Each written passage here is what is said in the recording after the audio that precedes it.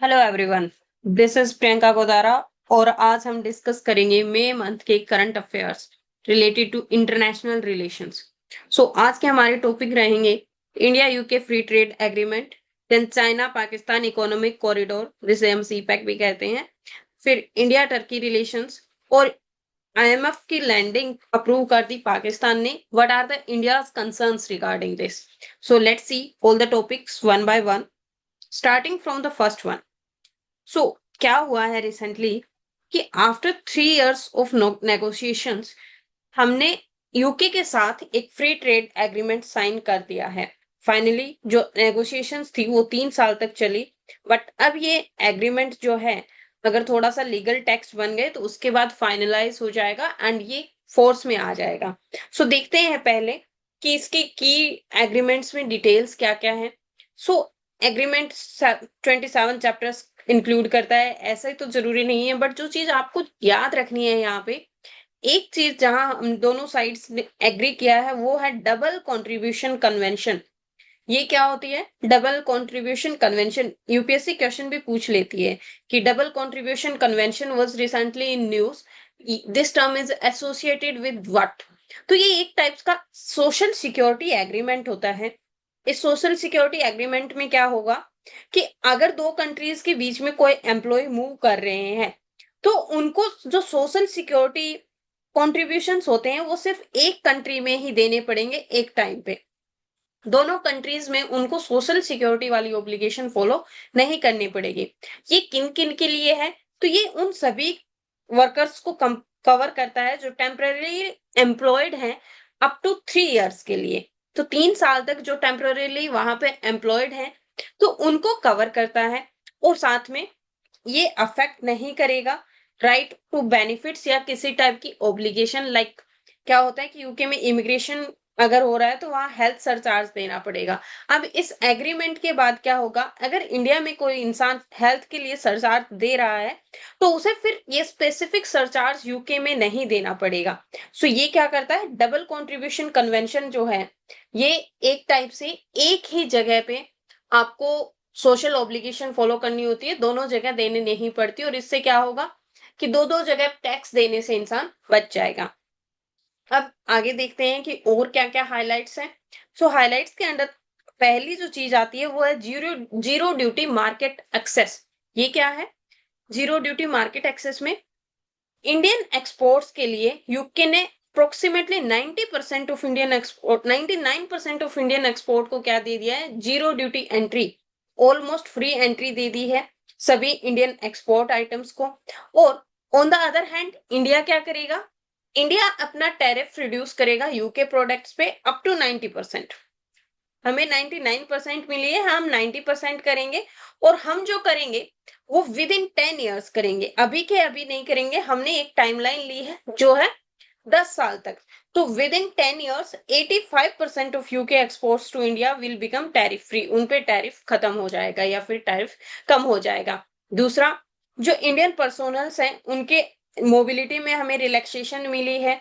उन रिलैक्सेशंस में क्या क्या इन्वॉल्व है, तो अगर बिजनेस विजिटर्स हैं, कोई इन्वेस्टर है या फिर सर्विस सप्लायर्स हैं, किसी टाइप के कॉर्पोरेट ट्रांसफरीज हैं, और उनको जो मूवमेंट से रिलेटेड रिलैक्सेशन मिला है। और ये साथ में इंडिविजुअल प्रोफेशनल्स आते हैं, जैसे योगा इंस्ट्रक्टर्स अगर इंडिया से यूके जा रहे हैं तो इनको भी इंक्लूड करता है। उसके साथ ही क्या होगा, ये फ्री ट्रेड एग्रीमेंट जो है इंडिया के सर्विस सेक्टर को बूस्ट करेगा। इसमें क्या आता है, तो इससे क्या होगा, यूके हमें डिफरेंट डिफरेंट फील्ड्स में टेक्नोलॉजी प्रोवाइड करेगा, जैसे आईटी के सेक्टर में, फाइनेंशियल सर्विसेज के सेक्टर में, प्रोफेशनल सर्विसेज के सेक्टर में, एजुकेशन में या बिजनेस सर्विसेज में, सब जगह हमें financial as well as technical help मिलेगी यूके के द्वारा। फिर जो गवर्नमेंट प्रोक्योरमेंट एक्सेस है वो भी हमने यूके की कंपनीज को दे दिया है। गवर्नमेंट प्रोक्योरमेंट मीन्स कि कुछ सामान अगर गवर्नमेंट प्रोक्योर कर रही है, फॉर एग्जांपल हमारा एमएसपी सेक्टर है। एमएसपी में क्या होता है कि गवर्नमेंट कुछ अनाज जो है मार्केट, जितने गवर्नमेंट ने मार्केट प्राइस फिक्स किए हैं, अगर उस पे मार्केट प्राइस नहीं आ रहे हैं तो गवर्नमेंट उस रेट पे किसानों से अनाज खरीदती है। अब वो प्रोक्योरमेंट जो होता था, वो गवर्नमेंट एजेंसीज के द्वारा होते था, बट अब तक इंडियन गवर्नमेंट एजेंसीज करती थी। अब क्या है, यहाँ पे यूके गवर्नमेंट एजेंसीज भी इन्वॉल्व हो सकती है to buy the goods services, और कंस्ट्रक्शन करने के लिए भी इंडिया के सेंट्रल और स्टेट गवर्नमेंट एंटिटीज से रिलेटेड। फाइन। तो यहाँ से इन्वेस्टमेंट बढ़ेगी, हमारी प्रोक्योरमेंट प्रोसेस और ज्यादा फास्ट हो पाएगी। हम जो एमएसपी अभी पूरी फसलों के लिए नहीं दे पाते हैं, जो एक बड़ा कंसर्न रहता है, हो सकता है कि उसमें हमें बेनिफिट हो। उसके बाद इसके सिग्निफिकेंस क्या है जो इंडिया की फ्यूचर डील्स को आगे और बढ़ा सकता है।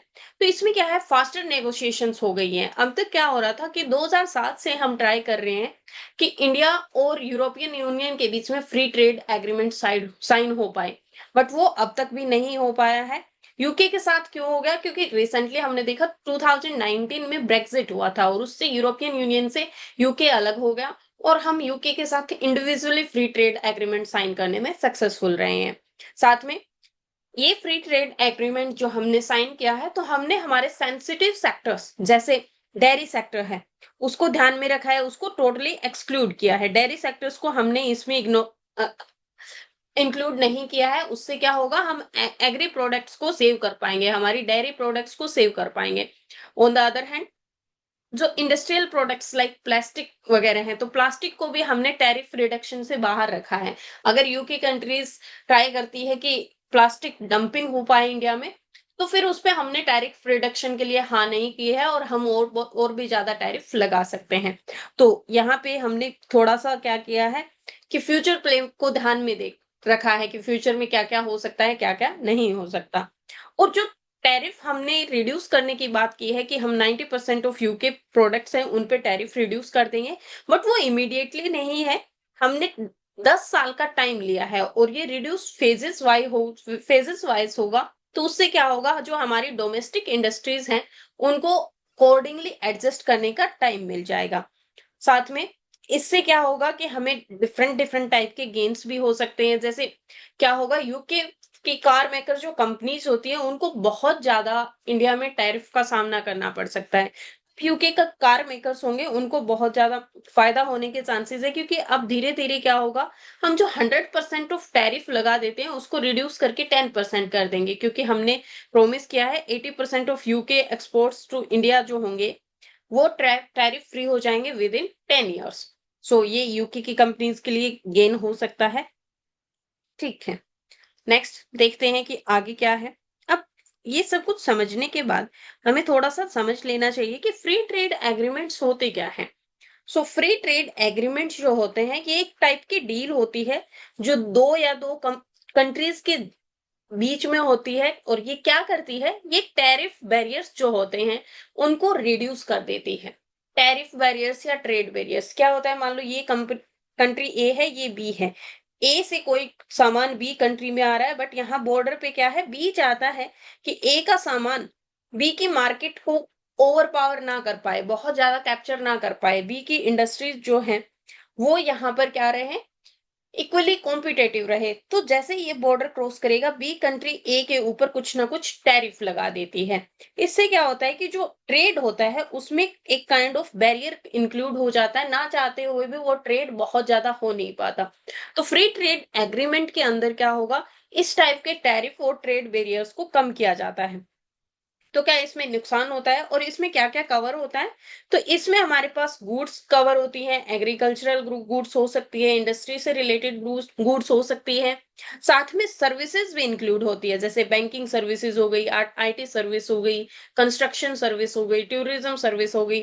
तो ये सारी टाइप की सर्विसेज भी फ्री ट्रेड एग्रीमेंट में साइन होती है, इंक्लूड होती है। और इसी के साथ आईपीआर जो जिसे हम इंटेलेक्चुअल प्रॉपर्टी राइट्स कहते हैं, वो भी इसमें इंक्लूड होते हैं।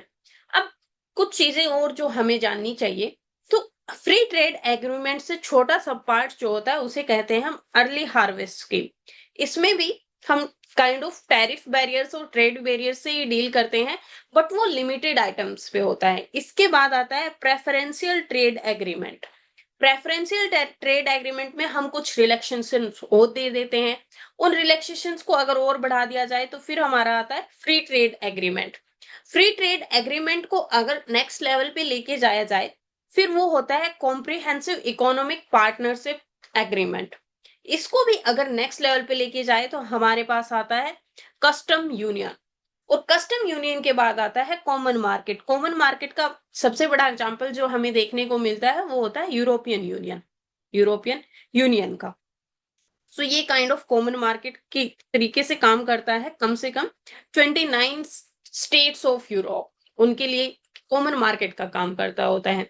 तो early harvest scheme first step होता है उसका, ये प्रीकर्सर रहता है एफटीए के लिए।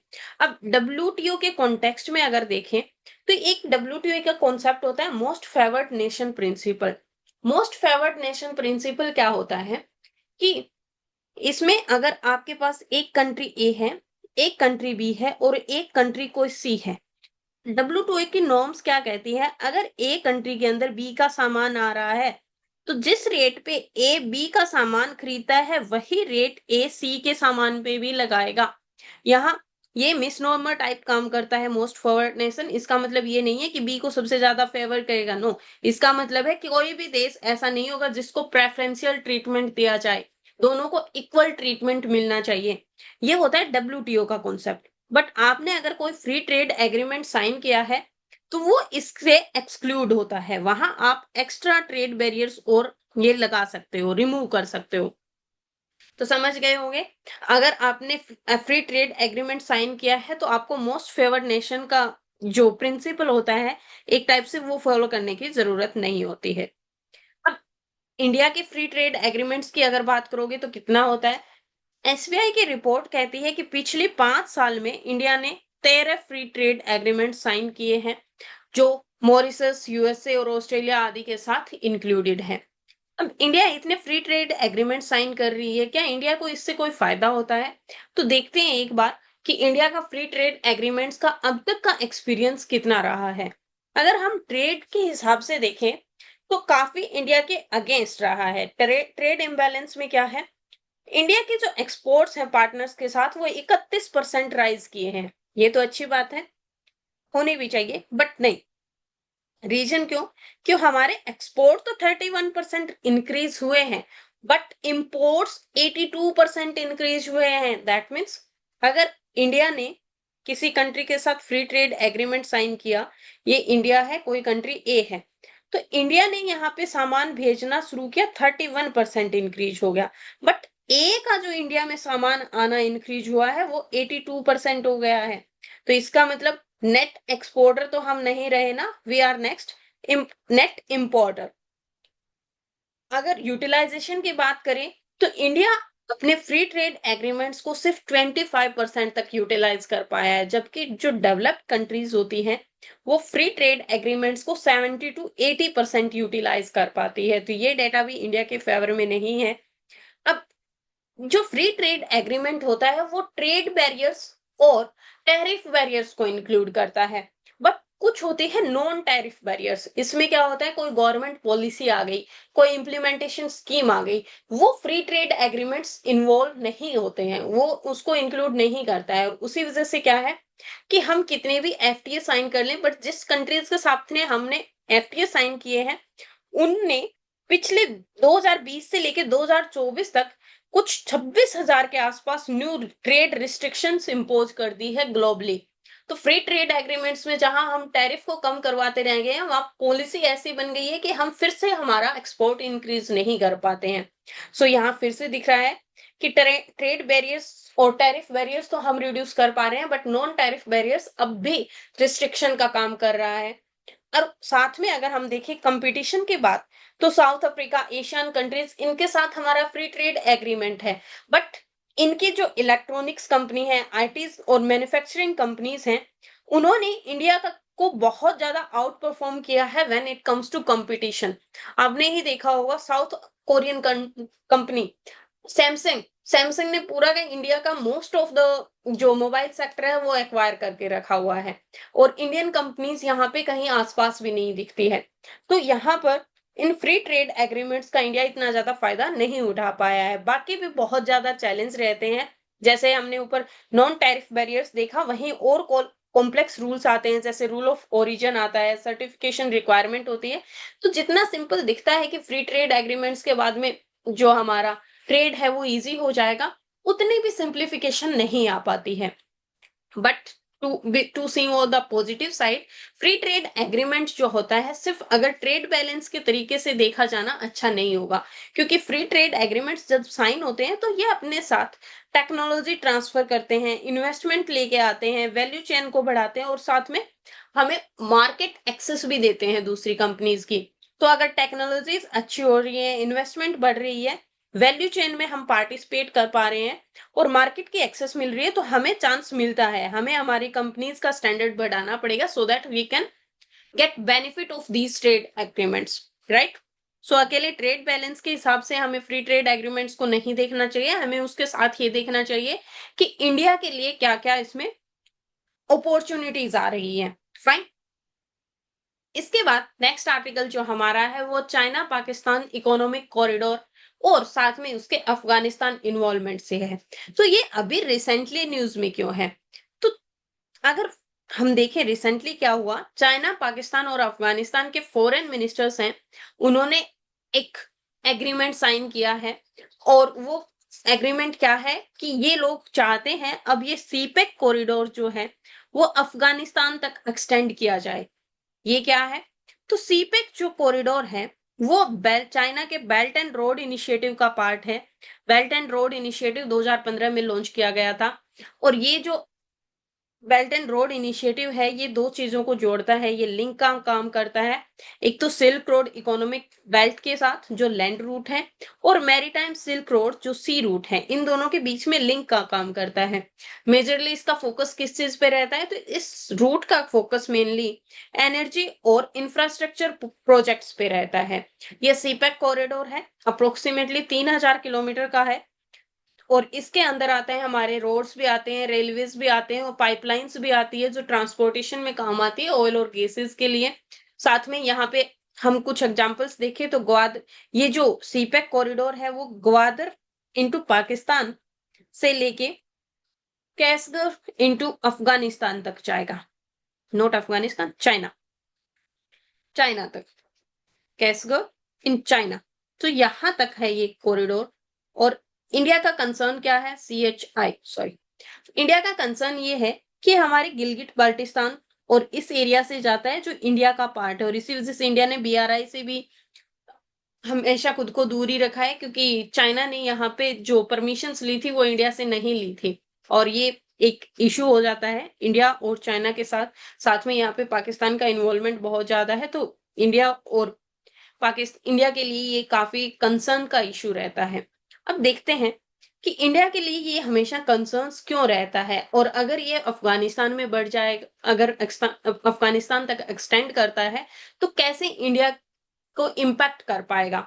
सो सबसे पहले अगर हम देखते हैं तो ये जियो स्ट्रेटेजिक कंसर्न पैदा पैदा करता है। कैसे जियो स्ट्रेटेजिक कंसर्न कैसे हैं, सो यहाँ पे अगर हम इसका एक्सपेंशन देखते हैं तो इंडिया के कनेक्टिविटी प्रोजेक्ट्स के लिए चैलेंज है। कौन से कनेक्टिविटी प्रोजेक्ट्स, जैसे यहाँ पे आपने ग्वादर पोर्ट देखा, उसी के पास इंडिया का छाबार पोर्ट है जो इंडिया ने कंस्ट्रक्ट किया है हमें नॉर्थ ईस्ट में एक्सेस दिलाने के लिए, sorry not north east, middle east में एक्सेस दिलाने के लिए।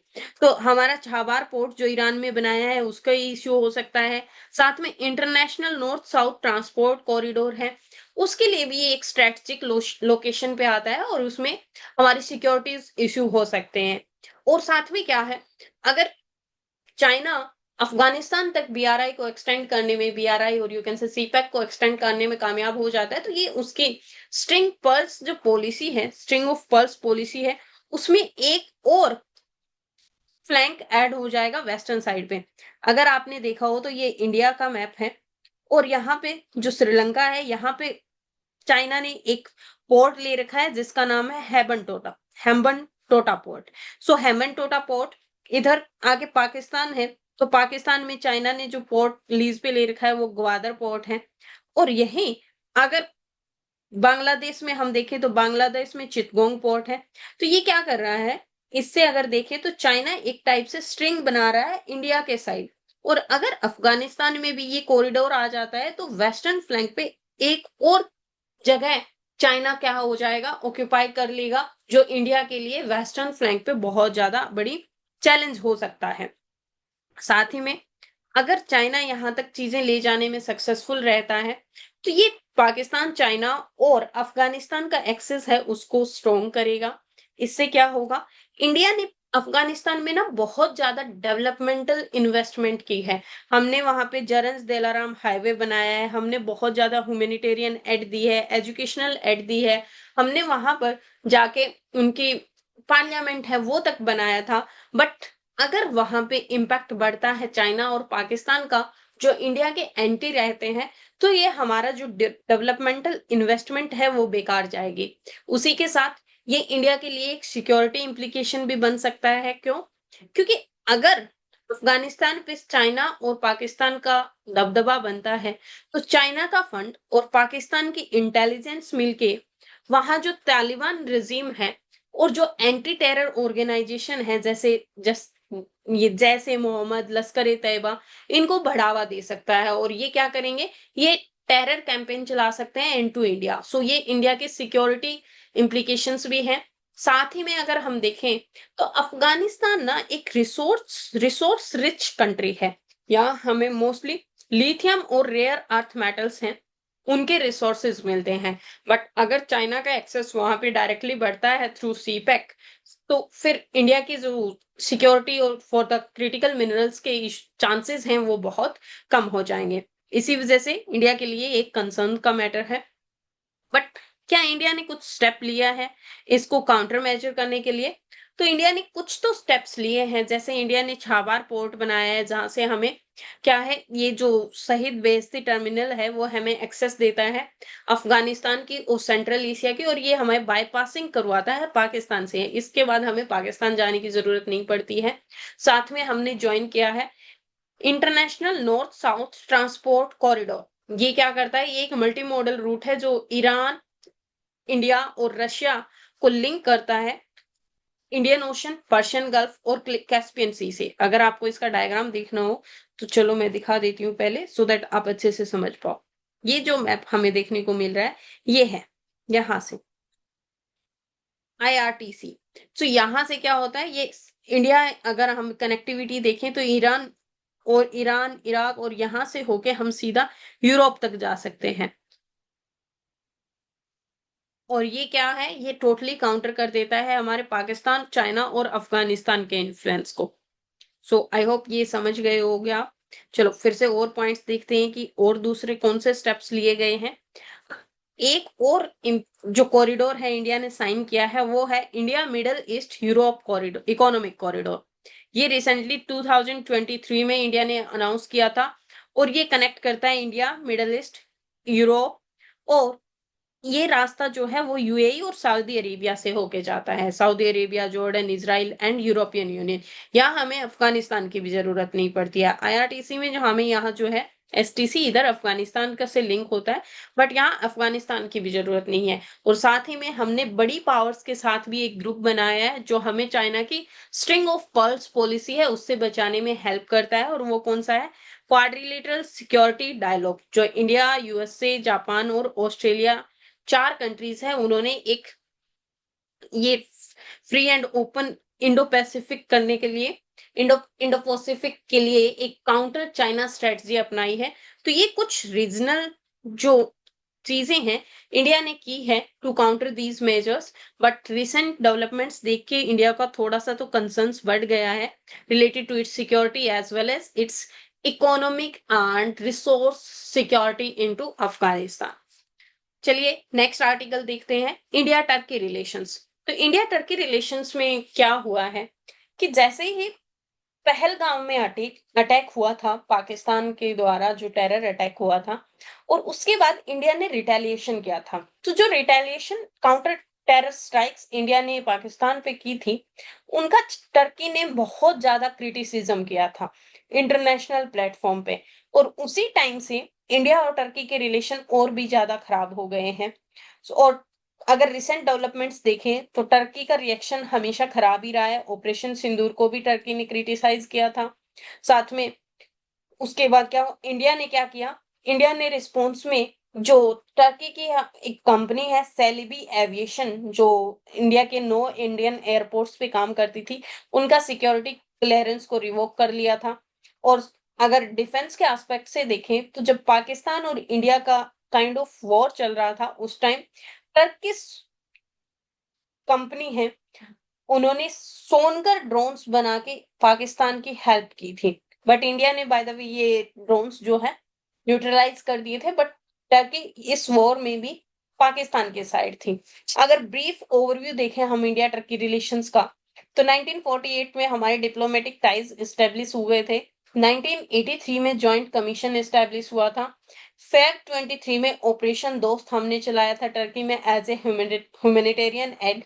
अगर इकोनॉमिक और ट्रेड रिलेशन की बात करें तो बायलेटरल रिलेशन, जो बायलेटरल ट्रेड होता था 2023 तक का डाटा हमारे पास है, $10 बिलियन का ट्रेड रहा है इंडिया और टर्की के बीच में। और इंडिया का यहाँ पे हमने हमेशा ट्रेड सरप्लस देखा है टर्की के साथ। अगर आप एक्सपोर्ट्स की बात करोगे तो मेजरली इंडिया जो एक्सपोर्ट करता है वो मिनरल फ्यूल्स होते हैं, इलेक्ट्रिकल मशीनरी होती है, ऑटो पार्ट्स हैं, फार्मास्यूटिकल्स हैं, केमिकल्स हैं, टेक्सटाइल रबर है, आयरन एंड स्टील है, ये सब चीजें हम एक्सपोर्ट करते हैं। On the other hand India import क्या क्या करता है, तो हम मार्बल गोल्ड इंपोर्ट करते हैं, एप्पल्स इंपोर्ट करते हैं, वेजिटेबल्स टर्की से इंपोर्ट करते हैं, pearls and iron and steel भी यहाँ से इंपोर्ट करते हैं। पीपल टू पीपल टाई की बात करें तो इंडिया से टर्की में 3,000 के आसपास लोग गए हुए हैं। On the other hand Turkey से इंडिया में 3 लाख के आसपास टूरिस्ट आते हैं। डायलॉग मैकेनिज्म में हमारे बीच में आते हैं, एजुकेशन आता है, ट्रेड आता है, डिफरेंट डिफरेंट पीरियोडिक डायलॉग्स होते रहते हैं। कुछ मैकेनिज्म भी है जो रिलेशनशिप को ऑलवेज एक्टिव रखते हैं, बट हमेशा इतने स्मूथ नहीं रहे हैं। क्यों नहीं रहे हैं उसकी भी हिस्ट्री देखेंगे, क्योंकि जो टर्की है यूजुअली हमें पाकिस्तान की साइड टिल्टेड दिखता है। तो एक बार देखते हैं कि कहाँ कहाँ पाकिस्तान की साइड टिल्ट दिखता है। तो जो अर्ली रिलेशंस थे उसमें क्या हुआ था कि इंडिया और टर्की ने शेयर्ड हिस्ट्री रखी है एंटी कॉलोनियल पीरियड के खिलाफ। आपने कहाँ देखा है इंडिया ने फर्स्ट वर्ल्ड वॉर के बाद क्या हुआ कि टर्की से जब आपने इंडियन मूवमेंट अगर याद हो तो खिलाफत आंदोलन चला ही क्यों था, क्योंकि हम टर्की को सपोर्ट करना चाहते थे कि जो एक्सेस पावर है उन्होंने खलीफा की कुछ जो पावर्स वगैरह हैं उनको ले लिया था, और वो जो मिसबिहेवियर उनके साथ किया गया था तो हम चाहते थे कि वो उसका रिटेलिएशन हो, उसका कुछ ना कुछ कंपनसेशन किया जाए, और उसी वजह से खिलाफत मूवमेंट चला था। तो वर्ल्ड वॉर वन के टाइम इंडिया ने एंटी कॉलोनियली टर्की का सपोर्ट किया था। Indian nationalist they were supporting Turkey. और बट ये टाइज जो है पोस्ट 1947 दैट मींस इंडिपेंडेंस के बाद कमजोर होते गए। क्यों? इंडिपेंडेंस के बाद टर्की का ज्यादा टिल्ट पाकिस्तान के साइड रहा। रीजन क्या था? Islamic identity. दोनों ही इस्लामिक कंट्रीज हैं और इसी वजह से क्या है, उनकी शेयर्ड इस्लामिक आइडेंटिटी की वजह से पाकिस्तान के साइड टर्की का टिल्ट हमेशा ज्यादा रहा। 1970 के बाद ये टिल्ट और भी ज्यादा डीप हो गया जब इस्लामिस्ट पार्टीज वहां पे राइज में आई। इसी फिर उसके बाद क्या हुआ, दोनों जो कंट्रीज हैं उन्होंने ओवर द टाइम पीरियड बहुत सी ट्रीटीज साइन की, जैसे 1950s में treaty of eternal friendship sign हुई थी। उसके बाद सेंटो को ज्वाइन कर लिया था पाकिस्तान और टर्की दोनों ने। अभी रिसेंटली 2025 में भी उन्होंने एक डेक्लेरेशन साइन की है जो है deepening, diversifying and इंस्टीट्यूशनलाइजिंग the strategic partnership. On the other hand अगर न्यूक्लियर इश्यूज की बात भी आई है तो 1998 में टर्की ने इंडिया का अपोजिशन किया था, बट उसी सेम टाइम पे पाकिस्तान को जो न्यूक्लियर सिक्योरिटी ग्रुप है उसमें मेंबरशिप दिलाने की बात करता रहता है टर्की। तो इन चीजों की वजह से क्या हुआ है कि इंडिया और टर्की के रिलेशन बहुत ज्यादा स्मूथ नहीं रहे हैं आफ्टर इंडिपेंडेंस। बट अब देखते हैं कि टर्की इंडिया के लिए इतना मैटर क्यों करता है, इंडिया टर्की रिलेशंस में हमें टर्की इतनी जरूरत क्यों है। तो टर्की के आप एक बार स्ट्रेटेजिक लोकेशन देखिए, ये है टर्की, और ये यहाँ से क्या है, ये है हमारा सऊदी अरेबियन पेनिनसुला, जो अरेबियन पेनिनसुला कहते हैं। और इधर से क्या होता है, यूरोप स्टार्ट होता है, कुछ पार्ट ऑफ टर्की जो यूरोप में भी आता है। तो और ये है हमारा एशिया। तो एशिया और यूरोप के बीच में अगर लिंक का काम कोई करता है तो वो टर्की है। तो इसके स्ट्रेटेजिक लोकेशन ऐसी है कि कनेक्ट करता है एशिया और यूरोप को। साथ में इंडिया ने जो 2-3 ट्रेड एग्रीमेंट साइन किए हैं, जैसे आईएनएसटीसी साइन किया है। उसके साथ India Europe central Asia trade boost के लिए यही टर्की का हमें बहुत ज्यादा जरूरत पड़ती है। हमने आईएमईसी कॉरिडोर साइन किया है। तो यहाँ से हर चीज में हमारी टर्की स्ट्रेटेजिक लोकेशन पे आता है और दैट इज वाई हमें टर्की के साथ स्मूथ रिलेशन की जरूरत है। ऑन द अदर हैंड, अगर आप सऊदी अरेबिया में अपना इन्फ्लुएंस चाहते हो, तो इस अरेबियन पेनिनसुला में जो हमें इन्फ्लुएंस देखने को मिलता है रीजनली, वो टर्की का है। सो अगर मिडल ईस्ट और ब्लैक सी में हमें यहाँ से इंडिया को आउटरीच बढ़ानी है, तो टर्की के साथ स्मूथ रिलेशन एक इनिशियल रिक्वायरमेंट हो जाता है। और अगर हम दूसरी चीजों में देखें तो इंटरनेशनली भी दोनों के दोनों देश, इंडिया और टर्की, G20 के मेंबर है। साथ ही में ये नहीं है कि टर्की हमारे हर फ्रंट पे अगेंस्ट रहता है। अगर यूएनएससी में परमानेंट सीट की बात आती है तो वहां टर्की इंडिया को सपोर्ट करता है। सो इस वजह से हम चाहते हैं कि टर्की के साथ हमारे रिलेशन स्मूथ रहे। बट वहां पे रिलेशन स्मूथ होने के लिए ना कुछ चैलेंजेस भी हैं। तो चैलेंजेस कुछ तो हमने देखे ही है कि पाकिस्तान का इशू, पाकिस्तान के साइड टर्की का टिल्ट इंडिया से बर्दाश्त नहीं हो पाता है। तो टर्की मिलिट्री और डिप्लोमेटिकली सपोर्ट करती है पाकिस्तान को, और सपोर्ट भी इतना कि चाइना के बाद सेकंड लार्जेस्ट जो आर्म्स सप्लायर टू पाकिस्तान है, वो टर्की है, सेकंड लार्जेस्ट। उसी के साथ जैसे ये ड्रोन्स, कॉर्वेट्स, मिसाइल्स, बहुत सी चीजें पाकिस्तान जो है चाइना से, नॉट चाइना, टर्की से इंपोर्ट करता है। On the other hand, Kashmir issue जो इंडिया के बहुत ही करीब है, उसमें भी Turkey most of the time क्या करता है, पाकिस्तान का स्टैंड लेता है। और ये हमें तब भी देखने को मिला जब इंडिया ने आर्टिकल 370 को अब्रोगेट किया था। उस टाइम भी टर्की ने बहुत सी चीजें इंडिया के अगेंस्ट बोली थी। इंटरनेशनल लेवल पे भी टर्की ऐसे ऐसे नैरेटिव्स और प्रोपेगेंडा चलाते रहते हैं जहां पे इंडिया के जो इंटरनल इश्यूज हैं वो उनको ग्लोबल इमेज खराब करने में, इंटरनेशनलाइज करने में सोशल मीडिया का रोल बहुत ज्यादा हो जाता है, जो टर्की बैक रहता है यूजुअली। फिर टर्की, अजरबैजान और पाकिस्तान तीनों मिलके भी इंडिया के अगेंस्ट रहते हैं। और ये हमने देखा कि तीनों, टर्की और अजरबैजान, दो ऐसी कंट्रीज थी जिन्होंने इंडिया के ऑपरेशन सिंदूर को बहुत ज्यादा क्रिटिसाइज किया था। ऑन द अदर हैंड, जो इस्लामिक रियोटोरिक और पैन इस्लामिज्म का भी टर्की हमेशा समर्थन करता रहता है। तो उस समर्थन को या फिर मुस्लिम सॉलिडेरिटी को गेन करने के लिए टर्की यूजुअली इंडिया में जो डोमेस्टिक पॉलिसीज होती है particularly against the Muslim community, उनको बहुत ज्यादा क्रिटिसाइज करता है। और वो क्या करते हैं, इंडिया की जो ग्लोबल इमेज है उसको बहुत ज्यादा टैर्निश कर देता है। तो इसी वजह से इंडिया और चाइना, जो टर्की है, इनके रिलेशंस में थोड़ा थोड़ा हमेशा स्ट्रेन रहता ही है। चलिए इसके बाद आगे देखते हैं कि नेक्स्ट जो आर्टिकल है वो आईएमएफ की लैंडिंग से रिलेटेड है, जो उन्होंने पाकिस्तान को की है। बट ये इंडिया के लिए एक कंसर्न बन गया है। तो रिसेंटली देखते हैं कि न्यूज में क्यों था। आईएमएफ एग्जीक्यूटिव जो बोर्ड बोर्ड है, उन्होंने रिसेंटली पाकिस्तान का इकोनॉमिक रिफॉर्म प्रोग्राम का रिव्यू किया। और उसके बाद आईएमएफ ने क्या किया है कि पाकिस्तान को $1 बिलियन EFF, जिसको ये क्या कहते हैं, स्पेशल ड्राइविंग राइट्स हैं, वो अप्रूव कर दिए हैं। साथ ही में $1.4 billion under the resilience and sustainability facility भी पाकिस्तान को ग्रांट कर दिया है। बट इंडिया ने इसे क्रिटिसाइज किया है और यहाँ वोटिंग करने से भी अब्सटेन कर दिया है। क्यों किया है वो भी देखते हैं। तो इंडिया के क्या कंसर्न्स हैं, ये सॉरी स्लाइड पीछे गलत आ गई थी। हाँ, सो इंडिया के यहाँ पे क्या कंसर्न्स हैं।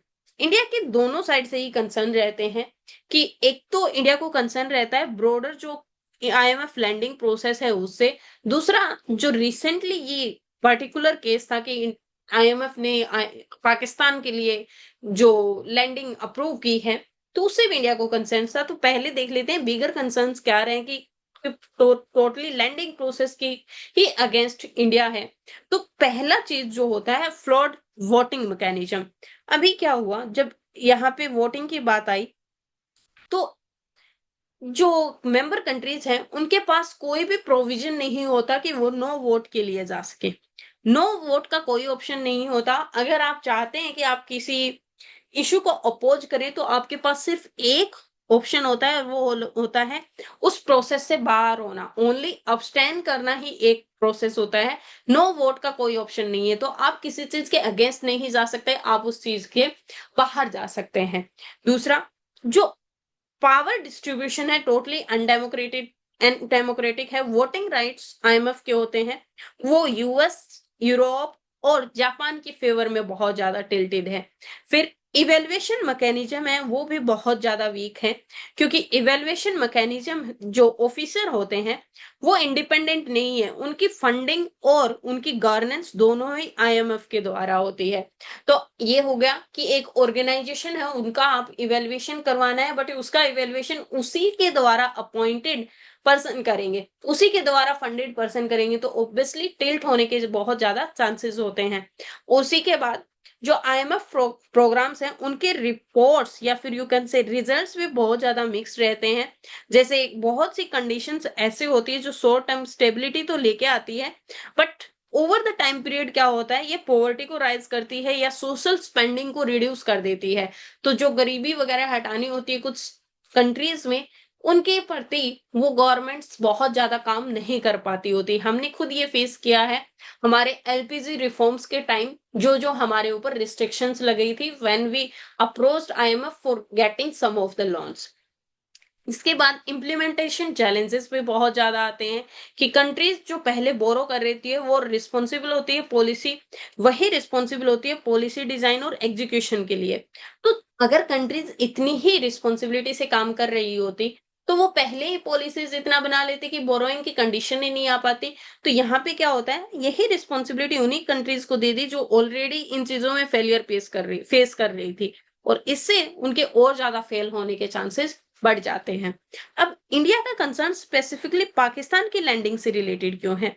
तो पहली चीज तो यही है ना, पाकिस्तान को अगर कोई लैंडिंग मिल रही है वो भी वॉर के टाइम पे, तो पाकिस्तान कहाँ यूज करता है? पाकिस्तान का मोस्टली जो फाइनेंशियल कंट्रोल है वो मिलिट्री के हाथ में है, और मिलिट्री क्या करती है, इकोनॉमिक मैटर्स को इंक्रीज करती है, चांसेस ऑफ पॉलिसी फेलियर होती है, और यहाँ से रिफॉर्म भी बहुत ज्यादा नहीं हो पाते हैं। और ये जो फंड मिलिट्री के हाथ में जाता है, इसका मैक्सिमम चांस क्या होते हैं कि ये फंड मिसयूज किया जाएगा क्रॉस बॉर्डर टेररिज्म को बढ़ाने के लिए।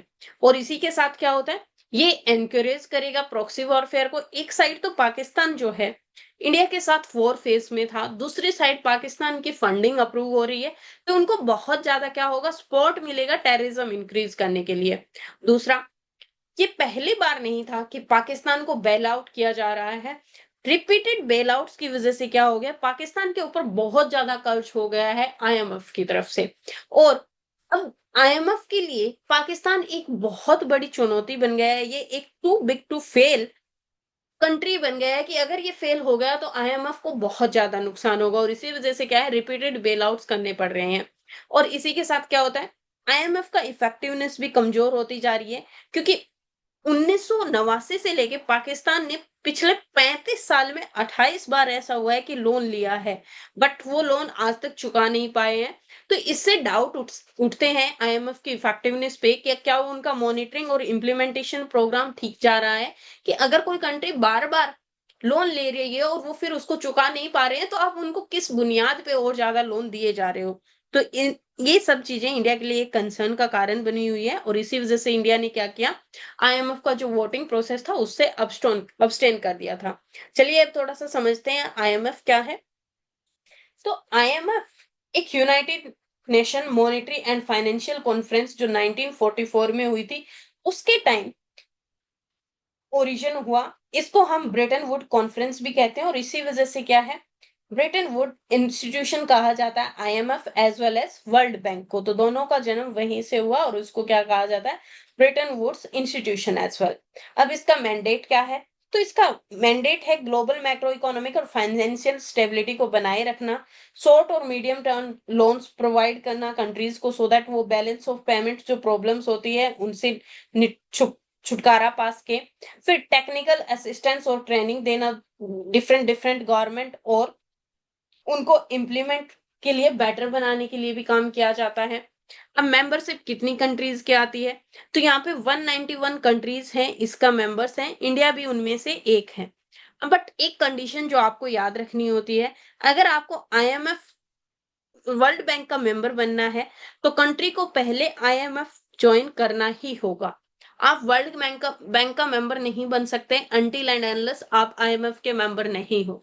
ऑर्गेनाइजेशनल स्ट्रक्चर आप पढ़ लीजिएगा। यहाँ पे इंपॉर्टेंट ये है कि इंडिया का कोटा कितना है 2.75। अब हम देखते हैं कि आईएमएफ की जो फैसिलिटीज है, लेंडिंग फैसिलिटीज है, वो कौन सी है। सो आईएमएफ ने पाकिस्तान को इसके अंडर लोन दिया है और इसके अंडर लोन दिया है फिलहाल। उससे पहले आता है एक्सटेंडेड फंड फैसिलिटी।